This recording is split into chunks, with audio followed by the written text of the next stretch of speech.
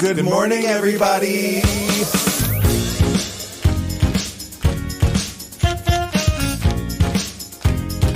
Wake up. Wake up, wake up. In Provincetown. This week featuring Wake up, wake up. Can I have some coffee? Wake up, wake up. Make it strong, please. Hey. Oh. Hey. Wake up, wake up. Oh. No, really, can I have some coffee? Wake up, wake up.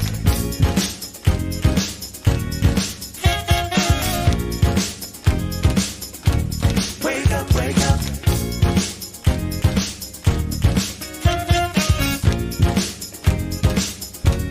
Wake up, wake up.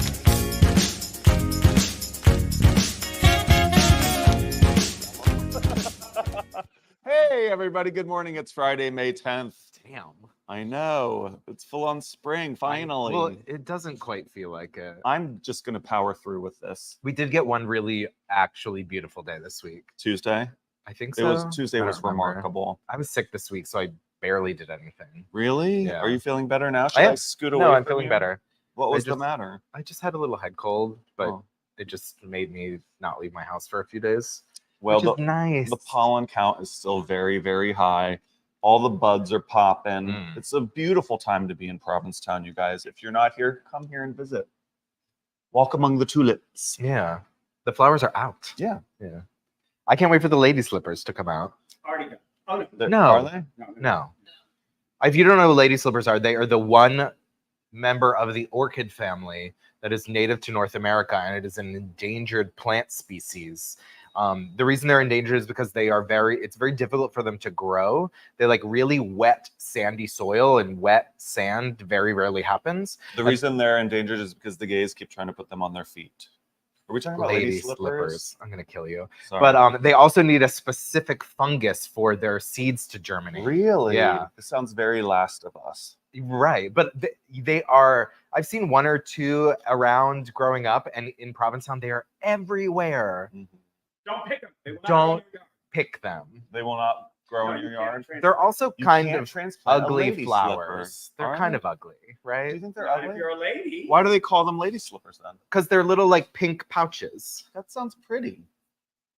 I know. You know what? I have a friend that everyone in this room knows and is friends with who does landscaping. And they said to me the other day, they were like, you know what? It's a slippery slope from being the hot landscaper in your front yard to being the old man digging in the dirt. Who said Yeah. Oh my god. Mark was like, I used to be the hot landscaper. Now I'm the old man digging in the dirt. I love that. Oh, as time goes by. Yeah. I finally got my bike up and running. I'm such a bad bike owner. I leave it out all Oh. winter, and then like No. in the spring, I'm like, well, new chain, new. I just like have to fix it all back up. How much was the? Oh, not that bad. Really? I can do it myself. You can.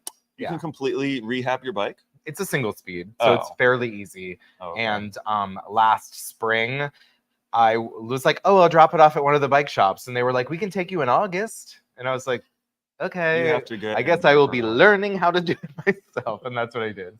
So I have all the tools. Harry, tell everybody who's on the show today. We have a really fun show. Fresh from their opening night last night, we have Danica and Darlene coming to talk about Angels in America. It's going to be a completely sold out run. Oh yeah, definitely. Yeah, we also have Alice Gong coming in to talk about 20 Summers. Mm-hmm.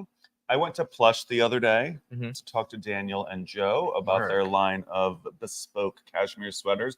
I'm not Did they give advocating you for a this. Did they give you a Gaston one? They didn't give me one, but I rubbed my face on all the sweaters. I was Oh, like, good. everything is so soft. It's the best named store in town. Everything's so plush. They're like, don't do that. We're gonna throw all of this out now. Yeah, they're like, can you get your face off the sweater? And I was like, no.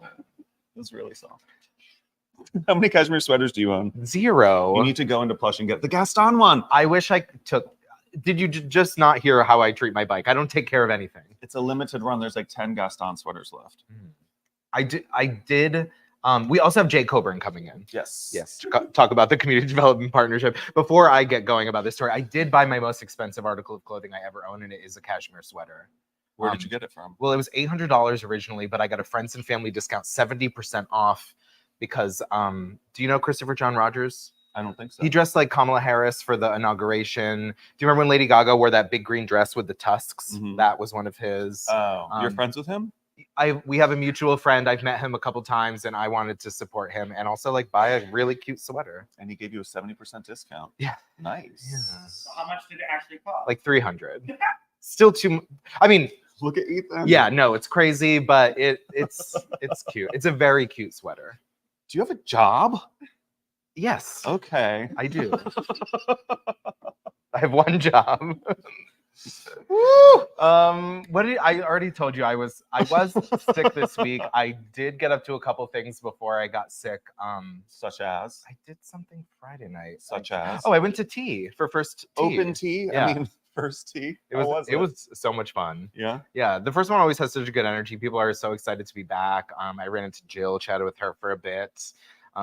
Yeah, everyone's like so nice and friendly at the beginning. Yeah. Yeah. Not that they aren't in the future. They're just more stern and business minded. The workers, you mean? Yeah. Yeah. Opening weekend. Every place that has like a big opening weekend in town, it's so fun to go. And everybody that go, it's all the regulars. They're so excited to be back. They're like, I haven't had a rum punch in 6 months. I'm like, you can make rum punch at home if you really, really No, you need can't. to. I mean, I don't advise like pouring 151 in your straw at home. That should be pour it right in your mouth. that should be reserved for the deck at the boat slip. Yeah.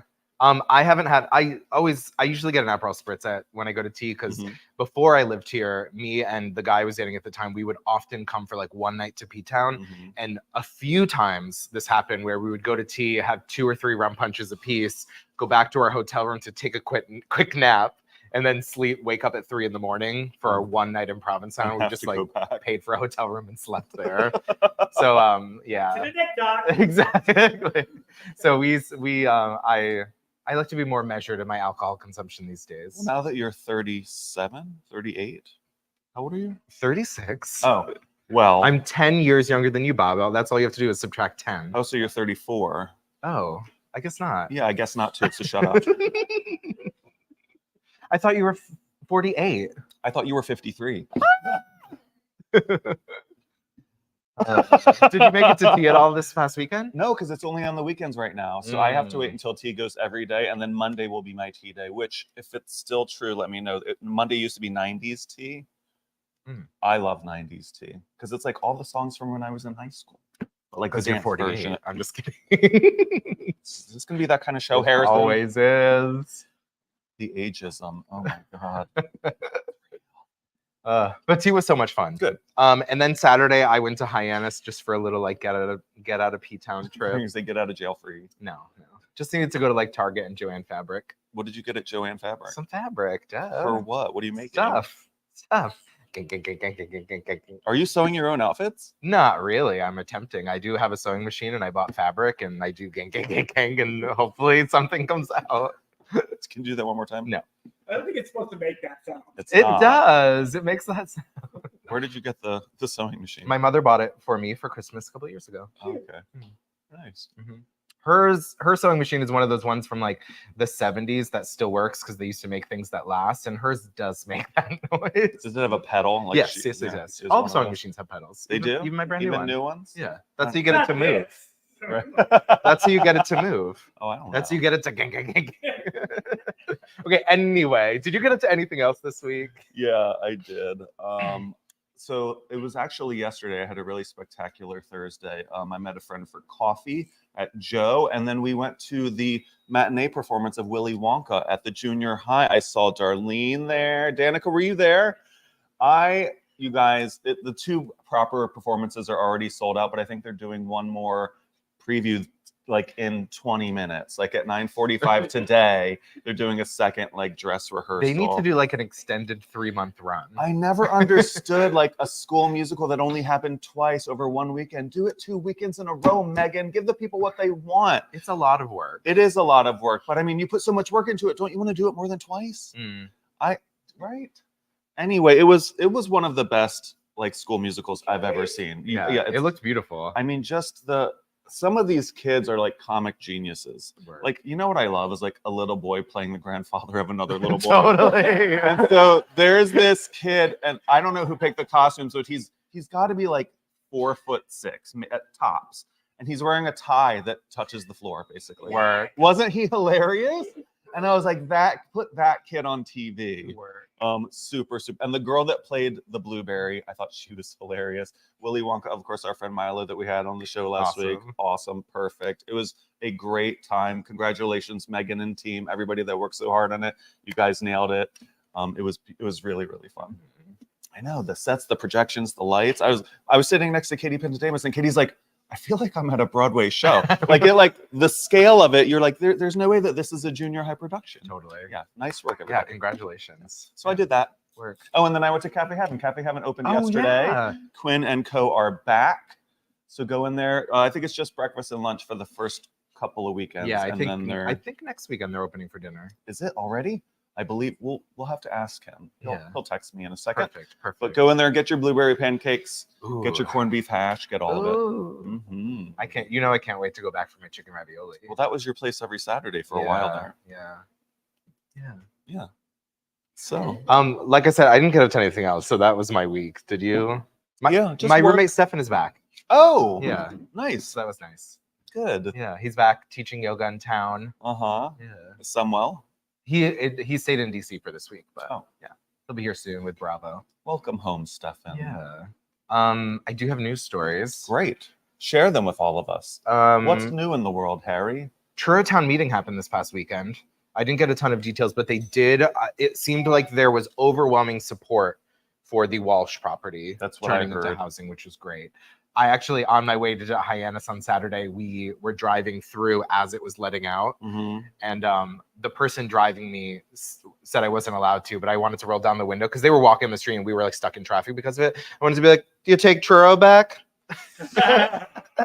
Wow. But I didn't because my driver didn't want me to start a fight. Don't start a fight with Truro. You don't even go there. Let them have their town meeting. Yeah. Keep Truro. I want the t-shirt. Yeah. But and there was one other thing that they didn't approve. Oh, the new DPW building. They didn't? No. But I think the newspaper characterized it as like, oh, gives a penny for the DPW because I think they give them a very small amount of money to begin the engineering process of it, but not otherwise. Yeah. But it's great to see such support for housing. Yeah, everybody that I know who lives in Truro, they were like, because there's so much online discourse about all this stuff, you're afraid that when you get there, it's not going to go the right way. And then once you get a bunch of reasonable people in a room together and you have people standing up, like pouring their heart out about how hard it is, then suddenly the tide turns and you're like, oh, those really loud voices on the internet, that was just a couple of people after all. Yeah. And then sometimes it happens the opposite direction. Which is totally. Longer, but yeah, you show up and it goes against you and you're like, am I the crazy voice on the internet? Wait, what? But you also still have to vote afterwards. Yes. True. Yes. Also, This Tuesday. Yes. We're voting on Tuesday, this Tuesday in Provincetown, to say yes or no to the things that passed at town meeting to be put on this ballot. So it'll be Matafield will be on it. Great. Matafield, and also we're voting for select person, right? Yes. And, there are two contested races, the select board and also the Board of Education. Yeah, so if you're in Provincetown, vote on Tuesday. School board. Yeah. Somebody get the phone. It's no one's on it. It doesn't matter. Yeah, vote on Tuesday. Yeah. Make some time in your day to vote.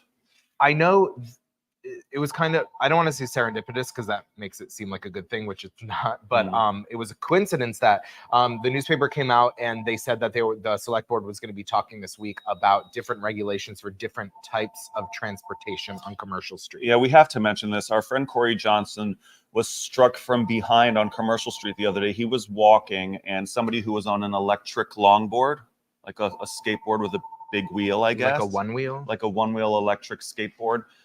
Somebody hit him and he had to be taken to the hospital. And Jesus. The person that hit him admitted to police that he wasn't paying attention to where he was going. But then, of course, they were like, well, this is an accident and no one's in the wrong. You're free to go. So, that sucks. But also, I guess that's the law. Yeah.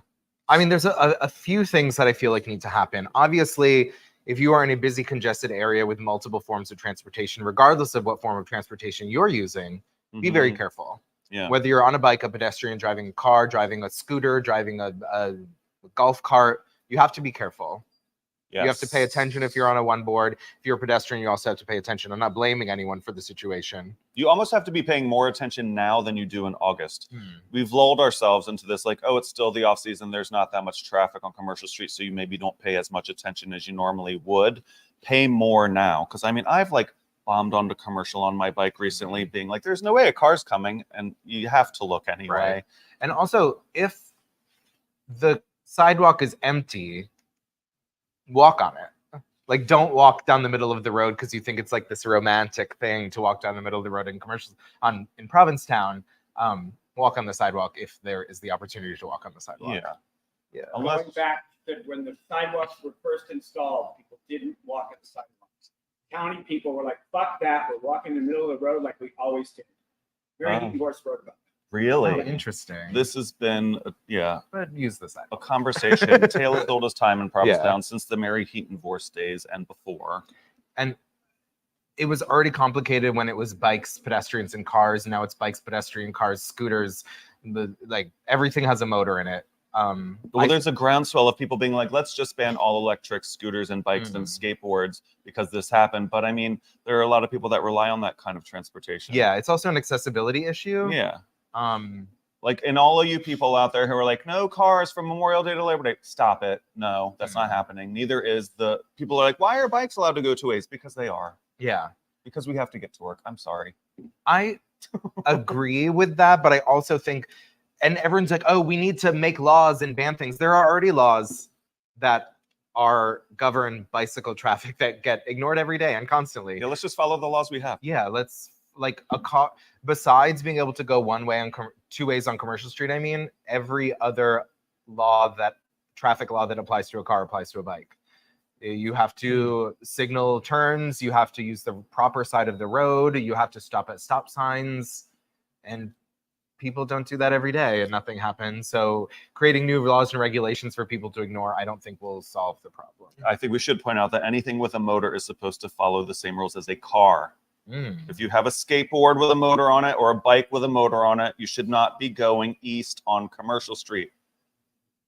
I also think there's kind of a disconnect with like a motor with a bike. People are like, oh, I have like a certain type of mobility issues. I'm not in good enough shape to use a regular bike, so I'll get a motorized bike. Then you have people who already don't have the physicality to be on a bike particularly that are now on a bike that goes twice as fast. Right. It's one of those things that it like solves a problem and creates another. But I look forward to the smart people in town looking at this and figuring it out. Yeah, I believe the select board hearing with Corey is Monday, May 13th. With Corey? Corey said he's meeting with them to talk about it. Interesting. I remember vaguely a really bad accident happening last year involving that was electric really scooter. bad. Right. Somebody had to be helicoptered out of here. Yeah, and we've been saying it's like just and a matter the of helicopter time. went the right way when it flew out of here. Right to the hospital. Is in it Boston. up? Is that the Up, right way? yeah. I think that's the proper way. Ooh, be careful out there, everybody. Yeah, we also want to send our best wishes to John Waters. This past Tuesday, he was in a car crash in Baltimore. But he was released to the hospital, and he was quoted as saying, "Since it hurts when I laugh, I will have no witty answer about being in a car accident that no one has said was my fault. Hope you understand. I'm released from the hospital, and all is okay." And no one has said it's my fault. Right. Okay. Yeah, so our best wishes to him. Yeah. And a speedy recovery, and we'll see him biking the wrong way down Commercial Street any minute. Other local news, I was really excited to see there is going to be a ferry discount. Oh, really? Yes. Let me pull it up. So this is for Boston Harbor City Cruises, and this is brand new for 2024. It's special savings for Outer Cape residents. That's us. That is us. What's the deal? So it's 20% discount for residents of Provincetown, Truro, Wellfleet, and Eastham. On every ticket? Not everyone. So the promotion is available for Sunday through Friday travel. So basically no Saturdays. Okay. which I think is doable. Yeah. And you must purchase it in person, which means at the booth at the end of the ferry dock or in Boston at their booth. And you must have proof of residency, which is a Massachusetts license or ID. But you can buy it a couple of days in advance, right? Yeah. Okay. Just in person. It's valid on round trip or one-way tickets originating in Provincetown. What? So you can get 20% off a round trip ticket if you need to go buy pants. Or do you have to go to Boston to buy pants? where else would you buy them? Hyannis. Didn't you just go to Hyannis? That's true. But wouldn't you rather go shop on Newbury Street than Target in Hyannis?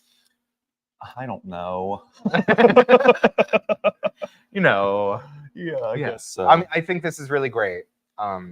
Me too. That's amazing. Yeah. Thank you. There are blackout Boston dates Harbor City Cruises. What are the which blackout look dates? like Monday holidays. Oh. 5/26 must be Memorial Day. 9/1 and 9/2 is Labor Day. What's Mhm. 7/28? Family Week? Yeah. I don't know. What a weird. I don't know what that date Is it? corresponds It's a to. Monday though. I don't know. All right. I don't know. Who could say? But there are a few blackout dates. You can head over to Boston Harbor City Cruises website to get the full details. And remember, you have to buy it in person. Mm-hmm. Yeah. We did already mention the election on Tuesday, but it must be mentioned again. Mm-hmm. Oh, you know what else opened this weekend? Freeman's too. Oh, work. We're in full restaurant opening season, you Mhm. guys. There's only a couple left that I think have yet to open. Strangers and Saints is next Thursday, the 16th. But they are opening as a bar space with snacks, correct? Correct. Great. And June Bar has announced their opening Saturday of Memorial Day weekend. Yeah, and they're going to be open Wednesday through Saturday. Wednesday through Sunday? A short week. Yeah, close 2 days a week, I believe. That's If you know when Rosie's is opening, Ethan is desperate to know. Please put it in the comments, text that's the us. spot. Yeah, we need to know when these are coming back. Is Cafe Maria open yet? Yes, they are. They already are. You know, I know that's your favorite I bread love place. their your bread. favorite My favorite sandwich bread place. It's so true. That's where he goes for bread. Their sandwich, the quality of a sandwich is dependent on the quality of the bread, and they have the best bread in town. They're your favorite bread place. Yeah. So Yeah. once these ferries are up and running, there's so much to do when you get here. Yeah. I do want to talk about a TV show I watched this past week, and I'm going to recommend it with a warning. It is so Joao. I was talking to Joao this past week, and he's like, "Oh my God, have you watched Baby Reindeer? Have you watched Baby Reindeer? You have." I did. And he's like, "It's kooky. It's about this stalker. It's so fun and funny." And I was like, "Okay, I'll watch it." And then I got to the 4th episode, and then I had to call Joao and be like, "How dare you?" It's not fun and funny. It is fun and funny, but it is also very dark, very heavy. It tackles some really wild, serious issues that threw me for a loop because I was like, wait, this isn't fun or funny. This is heavy and traumatic. Yeah. But it definitely was a good watch. It is about this gentleman who is an aspiring stand-up comedian who also works in a bar. And he basically, this woman walks in one day, and then is the story of their relationship and how their very unhealthy relationship, how she kind of becomes a stalker, and just how his life changes over the course of this time. But I can't remember his first name, but his last name is Gad. Richard Gad. He wrote, produced, starred in it. He was really fantastic. It was really well written. It's based on experiences from his own life. Yeah. It was a one-man stage show that won a bunch of theatrical awards in the UK. It's kind of like a male Fleabag. Like that was a one-person show that she turned into an acclaimed television show, and it was very like trauma-based. This one is less funny and less enjoyable than Fleabag. It was enjoyable, but it's not a laugh riot. Dark. It's very dark. Yeah, things happen and you're like, oh God, I hope that's not part of the this is a true story bit. Yeah. But he claims that everything that happened in it is real. Yeah, the real life woman who's stalking him is based on just was on Piers Morgan last night. And she was? Yeah, and she came across exactly how you would have expected. Really? She was like, none of it ever happened. I sent him maybe 1 or 2 emails. And meanwhile, on the show, it's like he thousands got 41,000 text messages or something. Yeah. Oh, that's familiar. 1 or 2. Yeah. My favorite part of her lunacy was that every email she sent, she would at the end type "sent from my iPhone." But like she had a flip phone, she just like typed "sent from my iPhone" on. And she would misspell that too. Yeah, she would like put typos in that on accident. It was wild and crazy. If you're okay with there's like sexual assault, stalking, things like that. If you can handle watching things about that, I would recommend it. It was a very great show. You know what I watched also at the same time and had way more fun watching? The Tourist with Jamie Dornan. Mm.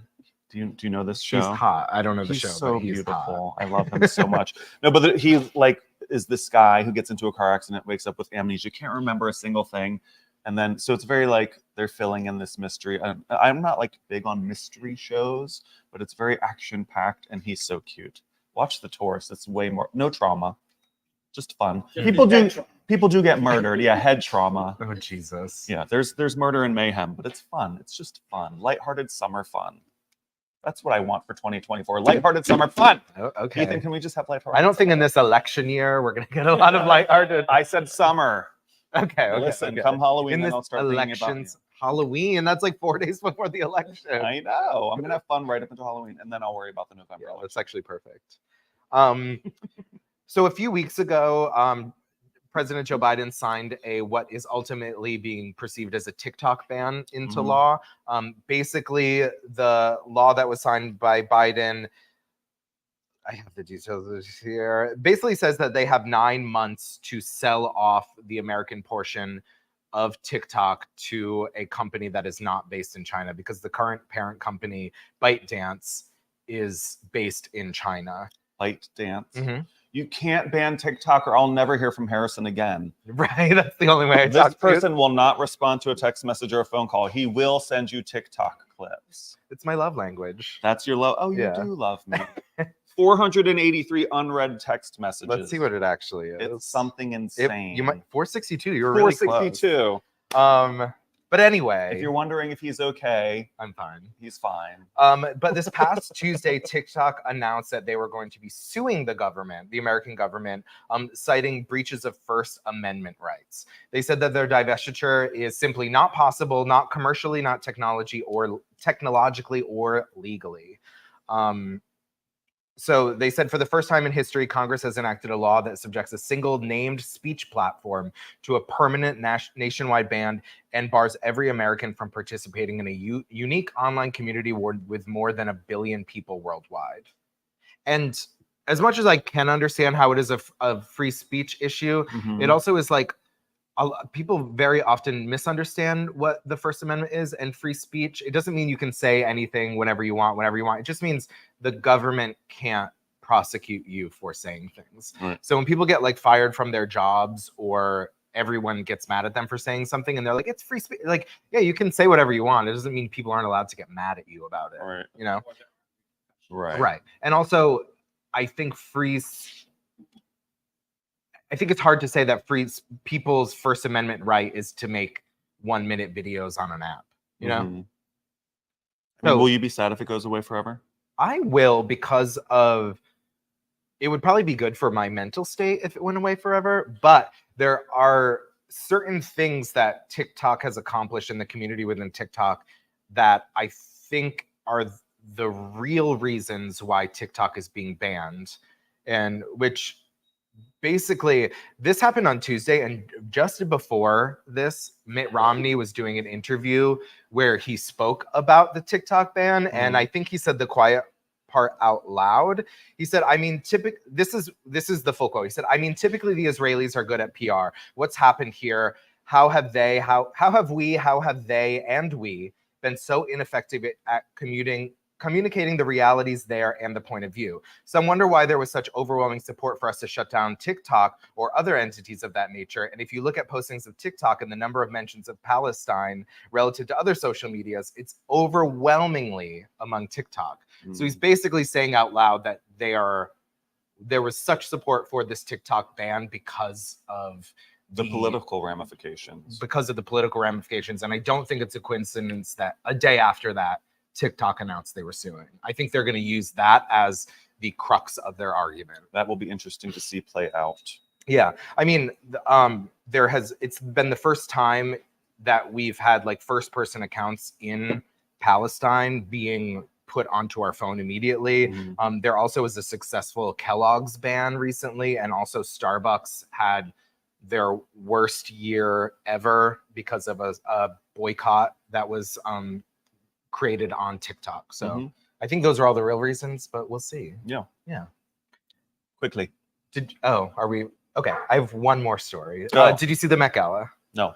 Did you see any looks? Anyone's favorite looks? I saw a couple. It was kind of a complicated Met Gala. First and foremost, the theme was the Garden of Time, which is, they referenced that it was like a reference to this short story, and the short story basically is about this extremely wealthy couple that lives in this grandiose estate, and every day a huge group of people people that are hungry and need sustenance come to try and overtake the estate so that they can be fed. And every day they pick they have these glass flowers, and they're called flowers of time. They pick a glass flower and rewind the day.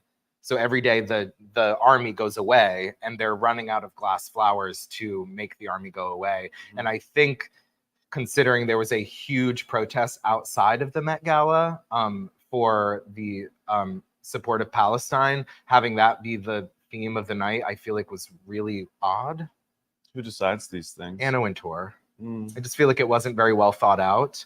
And specifically, there was an influencer who was invited to the event who took a video of herself standing in front of said crowd there to protest in her ridiculous dress, and used the audio, "Let them eat cake," which I'm just like, They picked yikes. that thing a year ago. Yeah. Yeah, I guess that's true. Yeah. But you can always change things.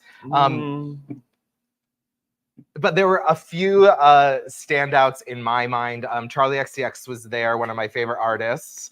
She was wearing a dress entirely made of vintage t-shirts from the 70s.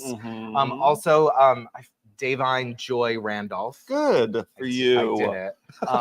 She was there dressed in a custom denim look made with all of Gap denim, made by Zach Posen, who is the new creative director of the Gap. I thought that was a really cool look. It was very American, very when you think about American fashion and time, the way denim has supported fashion and also changed it over the years, I think that was a perfect thing to represent. And also, my favorite women's basketball player, Angel Reese, was also there. Women's basketball had a really fun week. They started their preseason game, and it wasn't without drama or massive fan support. So basically, WNBA League Pass said that it was going to show every preseason and regular game. And then when it came to the first preseason games, they showed the Indiana game, obviously, because people are definitely tuning in to watch Caitlin Clark. Didn't show the Chicago game, and people were upset and frustrated. And what just goes to show the massive support was someone at the game live streamed it, and that live stream got over 1 million views. So over 1 million people are willing to watch a live stream of a basketball game. In that basketball game, Angel Reese scored 12 points in a 50-point win over New York Liberty, which was last year's runner-up. They lost in the championship, and that's against Breonna Stewart, who's one of the greatest of all time. Diana Taurasi and Brittany Griner also lost their game against Seattle, and Nika Mule, a freshman. The freshmen are really killing it. I'm excited. It's going to be a great season. Excellent. I think that's all I got. Yep. Great. Are we going to talk about basketball every week? Yeah. Get on board, Bob. Watch a game. It's fun. Who should we go to first? Oh, your Plush. Yes. You guys, please check out this interview with Daniel and Joe from Plush and get your ass in there to buy some cashmere as soon as you can. Go. Take it away. Everybody, I'm at Plush, 364 Commercial Street with Dan and Joe. Guys, thanks for making a little time to chat with me about your shop. Thank you. Welcome. So this is going to be season 4, huh? Yeah. This will be our first season. Yeah, we're really excited about it. We can't wait for the season to get started. Nice. Tell everybody a little bit about what you guys do over here. Yeah, so we focus primarily on cashmere sweaters. My background is in sweater design, so for about 25 years I designed sweaters, cashmere sweaters specifically in New York, and in 2020 we decided we were going to move out here full-time, and I reached out to some factories that I worked with for many years and told them what I wanted to do, something sustainably sourced, limited runs, limited editions, and they were really supportive of us and said, hey, that's a great idea, we'd love to be a part of that. And so that's how Plush came to be. Joe, what's your role here? I am brand manager. I have full product knowledge of the quality of the cashmere, the unique pieces, the handmade pieces, limited edition, And I communicate that with our customers because when we have a unique story, it's important when someone's buying something, they want to connect with the product and connect with the people who are making it. And it's important to be able to, have that conversation. And I try to keep him, this artist, I try to keep him Keeps me in focused. line. Keep him focused. Right. Yes. Daniel can go astray a little Well, I bit. have a lot of ideas, so Yes. and you can't execute every idea, Right. but we do a pretty good job of getting it all done. So He's highly creative. yeah, I can't be. And you guys are doing like really individual handcrafted things in here too. Yes, I mean most everything that we do is it's all limited edition, but we do a lot of handwork, and we work with a lot of local artists who provide some of the handwork that we do. That looks like a Gaston Lacombe to me. It is in fact a Gaston Lacombe sweater. This we took. Gaston and I worked together. We found a piece of his work, the Eclipse artwork, the original piece, and I converted it to a knit chart, and then we had it produced. And it's even signed by Gaston. Hand This is embroidery. hand done. Yeah, his. Oh, he his, did that? Well, he not personally, but like a very talented embroiderer did it based on his signature. Yeah, that's And there's exactly only like it. 50 of these. Actually, no, we only have about 10 of those left. Oh, wow. They're flying off the shelf already. Yeah, yeah. And then one of the other things that we do, this is done by a local designer that I work with, Jessica Abernathy, and we take these really great vintage fabrics, silk tie fabrics that we just find, like Ruthie's or the church, and then we cut them up into little shapes, and Jessica hand embroiders it right onto the cashmere sweater. I don't know if there's a better named store in Provincetown. It is. Well, I joke that this is one of the few places in Provincetown where touching is encouraged. But I mean, within Retail. within retail. Right. Well, I love that you've got these like cooperations with local artists going on. That's so cool. How did that come about?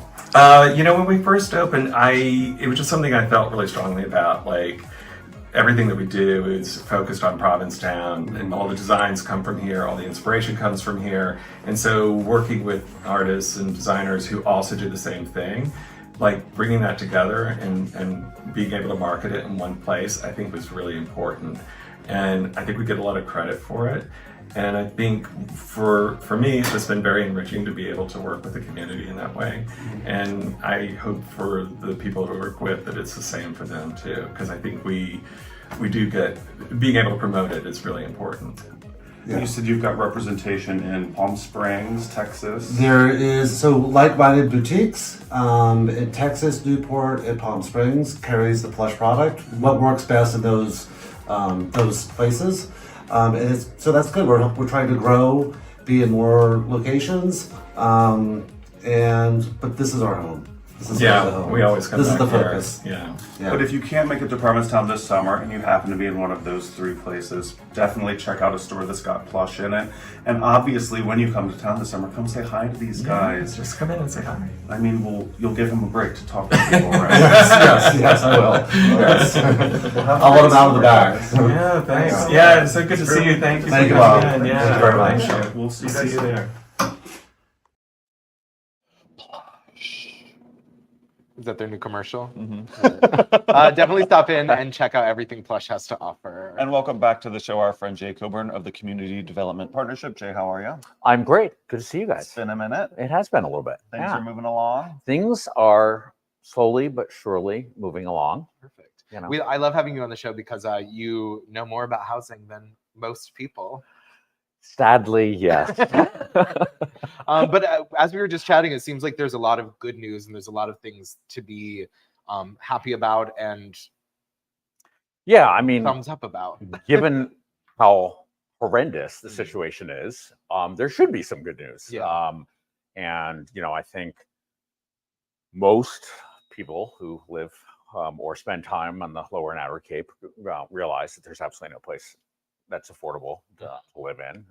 Like got here in Provincetown, what a condo now, the median home price on a condo is just shy of $800,000. Crazy. That takes an income of like 250,000, and our median household income in Provincetown is about 80. So we got a little bit of a gap there. Like basically we need to discount properties by 70%, make them affordable for people who live here. Right. But yeah, we're, about 8 years ago at this community development partnership, we launched this program to support the towns, do community organizing, educate voters, really kind of follow Provincetown's lead and get all of the towns to be moving aggressively. And we're finally starting to see results. There have been about 124 units in 5 different properties that have been developed over the last 3 years. We've got about 230 units in 5 different properties that have either been funded or just about to break ground, including Province Post here on Jerome Smith in Provincetown, which they started some of the site work this week. And then there's another 250 units that are, there are plans that have been pitched. Some of them are projects we're working on with partners. And then land that's been set aside in kind of preliminary, plans for another 300 units.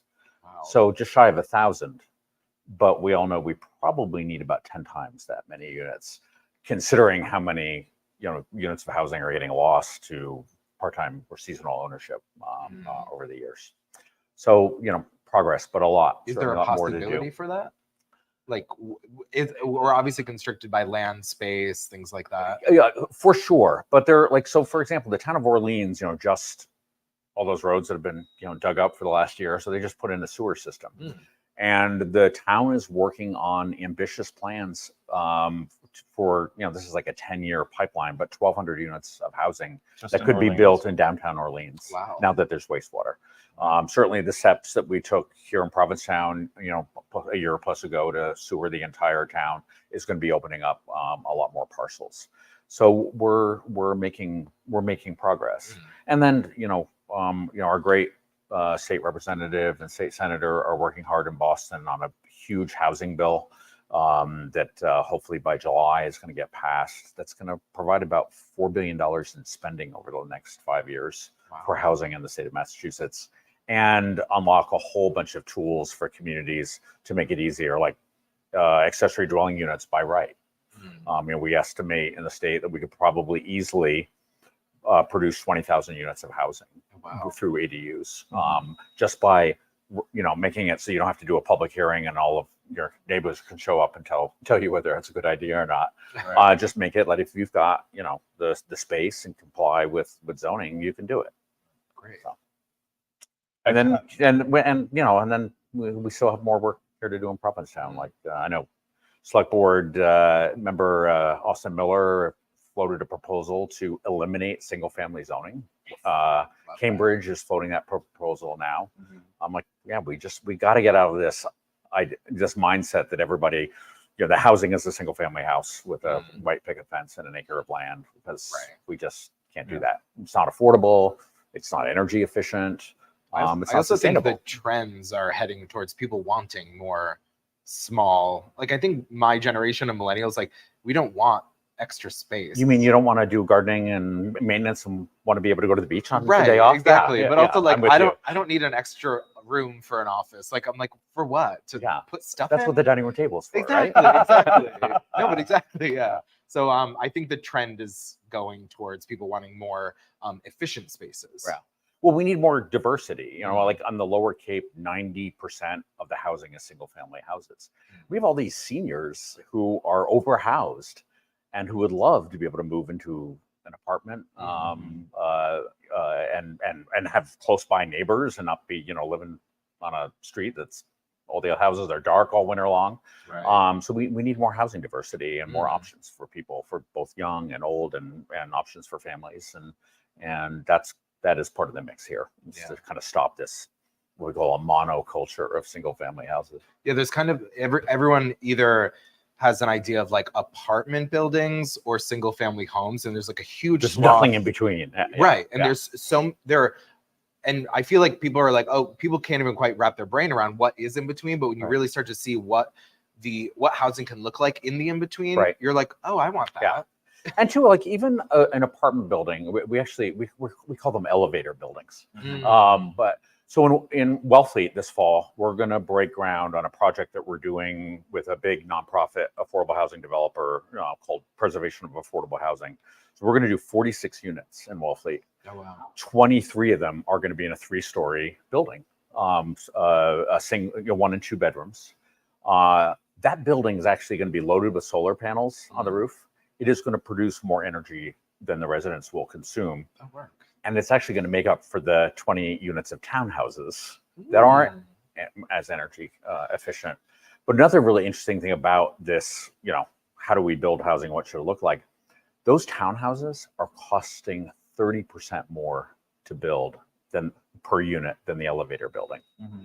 And so the state, with limited subsidy, the state's putting $20 million in funding into that project. Right. The state's kind of starting to say to communities, if you want townhouses, you can pay for them. You can pay that 30% differential because we need to house people in this state. So, but I think there's the communities are recognizing that a 3-story building and 20 families living together is conserving space. Mm-hmm. And when we could build up or out, and if we're trying to preserve land, it makes a lot more sense to build up. Mm-hmm. But also, it's a lot better place for a lot of people to live, in that kind of close-knit community within walking distance to stores and work, and not have to have a car. Right. So that's why we need that kind of more dense and more diverse types of housing. What can we as community members do to make sure these projects continue moving forward? Show up at town meeting. Yell more at town meeting. Yes, yell more at town meeting. I think there are lots of pluses and minuses about town meeting for sure, as we demonstrate every year. Although, I think in Provincetown here, we do a really great job at running just town enough meeting. Fireworks to make it fun. Exactly. We'll get people to go. There's got to be a little drama. But it's good community consensus and making sure people understand what the issues are beforehand. But it's still, the things that we try to talk about around housing are really complicated. Mm-hmm. And is town meeting the best forum? And I also think about, people talk about town meeting so great. It's this representative form of democracy. If you had every voter in each of the towns show up for town meeting, there's no way to possibly host all of it. Truro had to spend $100,000 pitching a tent for town meeting because 700 of the 2,000 voters showed up for it, which is great. Yes, which is great. But maybe we need to be thinking about having a representative town meeting where 300-400 people are elected, or finding ways that not everybody has 2 or 3 days. In Truro, it was 2 full weekend days. And some people have to work on the weekends. Some people have children that need to be cared for. Right. And those are people whose voices are typically underrepresented anyway. For sure. Yeah, I like to describe that the typical town meeting voter, particularly I think in the lower Cape towns, is really happy with the way things are because they own a house and they live there. And they're really only concerned about giving our aging population about the next 5 to 10 years. Right. And we got to bring other views and other perspectives into the way we make decisions about our communities. And that's not just on housing, but on childcare, on transportation, and what kind of health services were all of the ingredients to have a thriving year-round community. Well, thank you so much for the work that you do. Well, thanks for having me on to talk about it. And, thanks for the people out there, though, too, who showed up at Truro Town Meeting, who showed up at Provincetown Town Meeting, people who are, volunteering on boards and committees and moving the needle forward. So, great. We'll see you soon. Great. Thanks, guys. And now, Babes and Boys are going to tell us all the things going on in Provincetown this weekend. Take it away, Sam and Carmen. Good morning, everyone. Welcome to the May 10th version of the Wake Up Weekly Roundup with me, Sam, from Babes and Boys. Just wanted to first say happy opening to Cafe Heaven that recently opened on Thursday. We are so grateful to have you back. Happy opening. And also happy opening to Freeman's, who's opening tonight. All right, so coming up this week on Friday, over at Water's Edge Cinema this Friday, there will be a triple feature featuring Challengers, Stress Positions, and The Old Oak. Such great films over there. Go in and check them out. And then the Lobster Pot will be showing The Art of Catherine Hayes from 3 p.m. to 5 p.m. on their Top of the Pot gallery. Go on and say hi. Also, speaking of art, it's Free Fridays. They're back. Free Fridays at Pam are never dull, and this week you can catch the art of Rosalind Pace, Julia Salinger, and the 2023 grant recipients from 5 to 8 p.m. Free Fridays. Then over at Tin Pan Alley, you can catch Paige O'Connor and Jim Brousseau crooning away all night. And for your theater fare, Angels in America just opened up. Go on and catch that. Tickets are selling out fast. That's over at the Provincetown Theater. It's a really great show, y'all. Again, go get them tickets. Also on Friday, Clinton Morris will not be joined by Brittany Rolfs this week as she is out of town, so it will be Clint by himself. Go on, support Clint, give him a big hi, big hello, and tip him well. Also, Hillary Tamar every Fridays at Tin Pan Alley, tip her well as well. Then if you can't get enough singing, Dragalicious Karaoke is happening at the Governor Bradford all night with Dana Denzel. Happy belated birthday, Dana. And on Saturday, go on and support WOMR at their rocking picnic in the park. It's going to be at Brooks Park in Harwich from noon to 4 p.m. with food trucks, local artisans, crafters, and it's free to the public. Then over at the Provincetown Brewing Company, they are going to get into the thick of it with the Eurovision Song Contest hosted by Lux Liaison and presented by Mike Ackerman. If you've never seen the Eurovision Song Contest, highly recommend. It's a really beautiful contest, y'all. Speaking of beautiful, Vivian Fontaine has their show over at the Post Office Cabaret Summer Camp. You're gonna get comedy, you're gonna get pickleball, and drag, ? Go on and check out Vivian every Saturday over at the Post Office Cafe. Then on Sunday, Mother's Day, call your mom. Do something nice for her, say hey. And if you can, maybe take her to the brunch at the Red Inn, say hi to Bob, or you can go on and check out John Richardson, who's playing at 8 p.m. over at the Crown and Anchor. Or you could check out Provincetown's busiest jazz player, Mike Flanagan, recently off his Boston Globe article, playing his Sunday Swing with Chris Grasso, starting at 6 p.m. over at Tin Pan Alley. Then moving forward to Wednesday, welcome back 20 Summers. They're going to kick off the start of the season with part 1 of 3 of Ecosystems and Imagination. It's Mark Adams and Traven Pelletier in their new space in the Annex at 494 Commercial Street. This is an interactive approach to future/present visions of the seacoast in the face of sea level rise. After that, you can kick off the start of the 20 Summer season and come celebrate the new space again at 494 Commercial Street and learn more about their upcoming festivities with 20 Summers. Welcome back. Then on Thursday, there is a spring migration bird walk with Mark Faherty. It is at 8 a.m. and you're going to want to reserve your ticket, so head over to the Provincetown Conservation Trust website. We have a jam-packed summer coming up, and if you would like to see anything listed, please send us an email at babesandboys.com, or you can @ us at babesandboys on Instagram.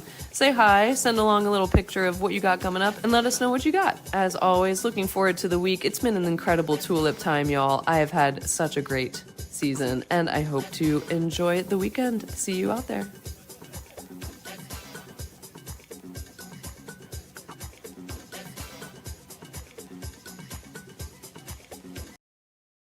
Babes and boys, check everything out. Season's getting going, and there's already so much to do. And if you don't already know her, this is Alice Gong, the program director for 20 Summers. Alice, thank you for coming in. Hi. How are you? Thank you so much for having me. Is this your first time on the show? It is. Wow. Longtime fan, first time appearance. Work.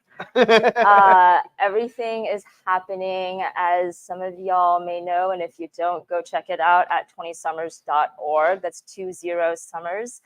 Our 11th season of programming is kicking off this week. We have over 40 events, most of which are free, because, you know, it's all about the community, and we have all of these events as well. And many people are like, why did you do this to yourself? You just keep cramming them in. And I'm like, well, you know, we only have this space for 5 weeks every year. And frequently asked question, what happens the rest of the time? It's privately owned, and we are so thankful that we have it for 5 weeks. So come then, and don't ask me about the rest of the time, because it is privately owned. You run it for 5 weeks. Yes, the organization for 5 weeks has it for artist residencies, conversations, concerts, workshops. and all types of things and surprises. This is where Gina Rosero kicked off her book tour last year. Yes.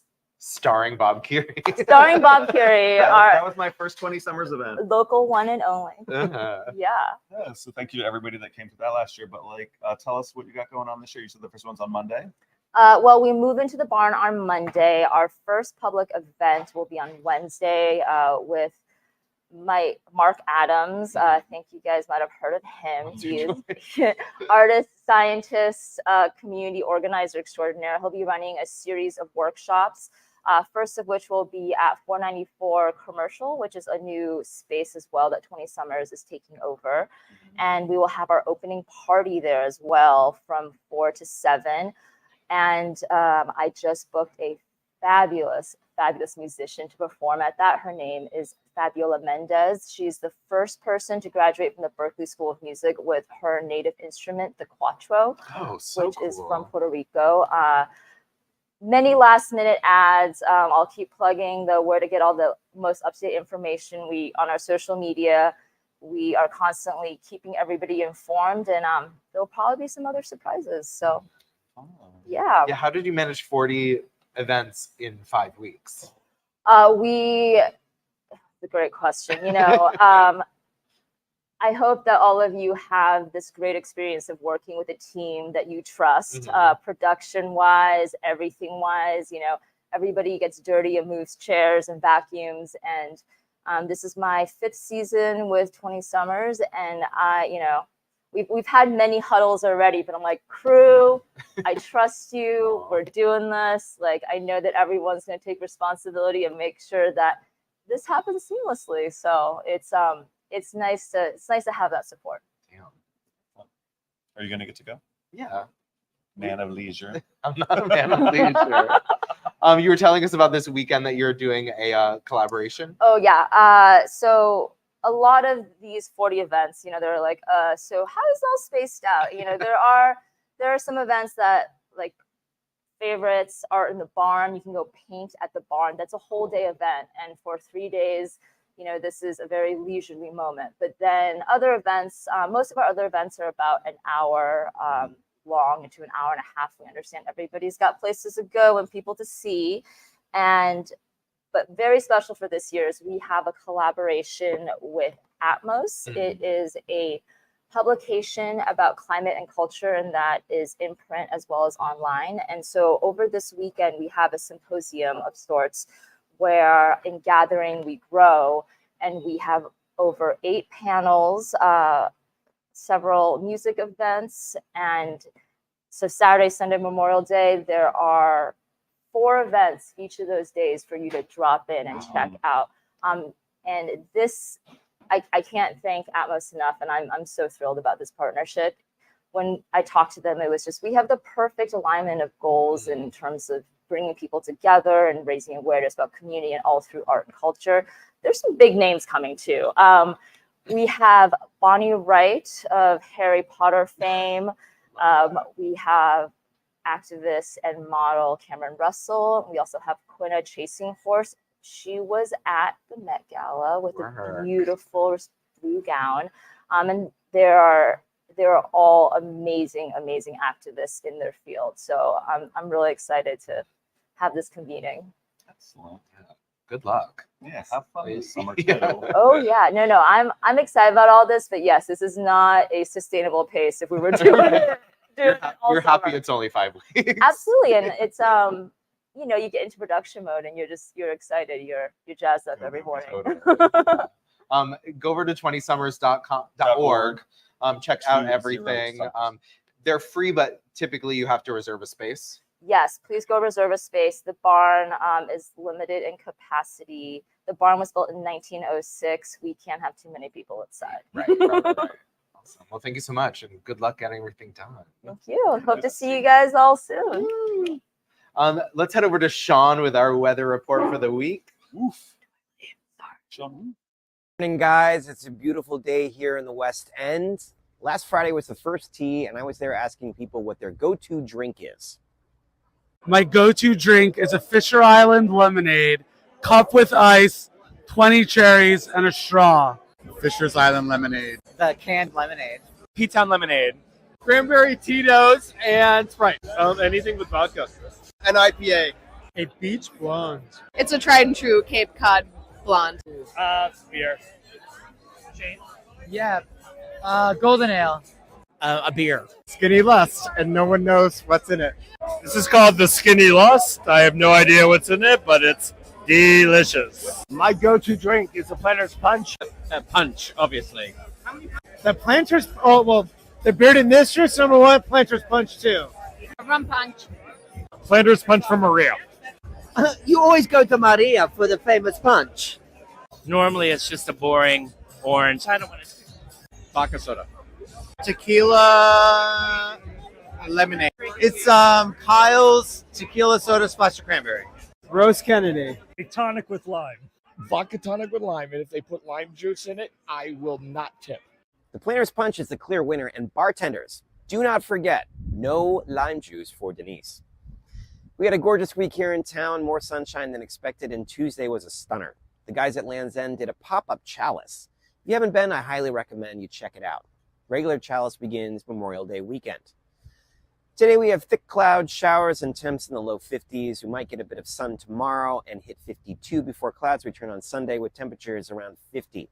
Next week looks warmer, but expect rain on Wednesday. Quick reminder that today is boot camp tea, so make sure to gear up and report for duty. To all our moms, happy Mother's Day weekend. I know I speak for everyone when I say we love you so much. For those of you in town, I will see you at tea. Guys, back to you at the brewery. Thanks, Sean. The weather looks lovely this weekend. Yeah, fingers crossed. Please welcome Danica and Darlene. They are two of the stars of Angels in America, happening this weekend and the next 2 weekends over at Provincetown Theater. That's it? Only 3 more weekends? Good morning. It's Stop yelling at me. Sorry, because it feels like it's not my fault. Yeah. So yes. Opening night sold out, huge success. How'd it go? Huge success. It was amazing. It fun. Could not have gone better. Well, I mean, Angels in America is a fairly heavy piece. So working on it, just the cast and crew in a room, I imagine once you get an audience in it reacting to it, it's probably a lot of emotion coming back at you. Definitely. For sure. How was that? It was really, well, it was beautiful actually. And I was a little disappointed I didn't get to watch all my favorite things that I like to watch at rehearsal. So I sat backstage listening to everything, and it was just the emotions. You can hear everyone's emotions. It was so beautiful. Yeah. Beautiful. Danica, you said you haven't seen any productions of this yet? No, I don't think so. I haven't either. I'm excited to, I'm going to see, I think next weekend I'm going to see yours, and it'll be my first foray into Angels in America. Surprisingly, we've had a lot of people where this is their first Really? ever. Yeah, which is, yeah. You know, but everyone knows the story, at least kind of. Yeah. Well, it's easy to forget that this play is 30 years old now. Right. And so like people that grew up with it, you think that everybody knows it and has experienced it, but you're kind of introducing it to a whole new generation of people. Definitely. That's certainly how we have to treat it. We can't just ever assume that anyone knows, even, I mean, down to the fact that some people don't even really know anything about the history of the AIDS crisis. Right. And that's how we kind of have to approach the play. Exactly. So you play Harper, Danica. I do. And you play the angel. I play the angel, Mr. Lies, Emily, and the homeless woman. Wow. How is that? It's a lot. Yeah. There are some extremely fast costume changes, but they all work out. It worked out. It worked out. Yeah. We were stressed about that. Yeah, it's a little stressful, but we got it figured out. Well, I've only seen the space in the setup that we had for the Fantastics last summer. Yes. And I heard it's different. It is different. You don't have to give anything away, but how has it been working? Different. You're gonna. I think the way it's set up, it makes you feel like you're a part of the show, like you're there with these people going through this thing. Do you already have sold out shows for? I mean, I feel like everything's going to sell out. It's a limited run. I mean, I shouldn't have yelled at you just then, but it doesn't feel like it's enough. I know. It feels like we run till May 26th. Okay. And 3 it's weekends. Thursday through Sunday. Sunday's a matinee. Okay. and you should get your tickets in advance Get because them. these Get shows are them going now. to sell out. I think you can also still get a subscription to the theater. Yes. You can You just get a certainly subscription to can. get tickets to every show. Which is a Just great. saying. You Yeah, should do it's a that. great option. Support your local theater, Exactly. I mean, but all the work that the Provincetown Theater does is absolutely amazing. Yeah. And to be in such a small community, but with such an incredible art scene and such an incredible theater, don't take it for granted. Yeah. You know? No, get out there, support your actors, support your theaters. Yeah, they do incredible work there. I'm thrilled to be working with David Drake again. And yeah, it's just a great place to be. Yeah. You've worked with David before. Yeah, I worked in the Humans 2 years ago. No, so, yeah. So this is have you done any other performing in Provincetown? Not in Provincetown, just the Humans in this. Hopefully many more. You sing and dance too, though. I thought you were dancing. I earlier. do. I do. So you're gonna audition for a musical? That's a secret little secret thing I do. No, you were just like joking around. I was like, that person actually can dance. We were though. actually I trying can to put tell. together a quick little routine We for were. you. We just didn't have time. Oh my god. What are these doing here? Well, what do you know? This number was cut from Angels in America. Yeah, exactly. The big finale. I tried to convince David to put a tap routine in Angels in Oh, America. he was like, no. He said, maybe. I also saw you at Tea this past Friday. Yes, I was at Tea Saturday and Friday. Welcoming the. Oh yes. welcoming Oh everyone. yes. Are you? We Do love you tea. work there as well? I do work Tea. I work Tea on usually the theme weeks when things are crazy and it's all hands All on deck, and we hands. couldn't possibly have enough hands Word. to shepherd the crowd. Yes. I'm so excited. I can't wait to see it. Me too. I can't wait for you to see Yeah. it. I wanted that's to a lot come of opening night, emotional but Todd It was like, is. "Wait, Give come it a the second minute. weekend." Well, that Yeah, is the yeah. good thing about. I mean, opening was Yeah. smashing, It was but kind of amazing. usually as the show runs, Progresses, then yeah. we do the quick changes Yeah. really well. A couple Really, more really well. times. Right. The show does usually improve as time goes on. Absolutely. I'm so glad you guys are doing the show. Yeah, Me I felt the too. same way doing eight weeks last year. All my friends came the first week, and then 3 weeks later, I was like, "Well, come again. I'm better at it." I know. Right? I know what I'm You doing. came the first week, right? I did. Yeah, everyone came the first week. But I'm coming next weekend. to this. Oh, good. So get your tickets to Angels in America. Get a subscription while you're on the website. Support your local theater. Angels in America runs Thursday through Saturday at the evening, and then a Sunday matinee for the next 3 weekends. Yeah, congratulations. Thank you so you. much. Yeah, Thanks for having us. Yeah, of course. That's Thanks- our show. Yeah, thanks for watching, y'all. Thanks to our sponsors, the Boat Slip, the Provincetown Brewing Company, Shipwreck at the Brass Key, Crown and Anchor, and also the Provincetown Business Guild. Thanks for waking up in Provincetown. Wherever you are. And we'll see you next Friday. Yeah.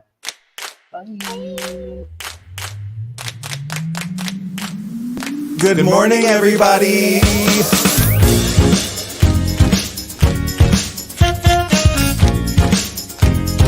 Wake up. Wake up, wake up. In Provincetown.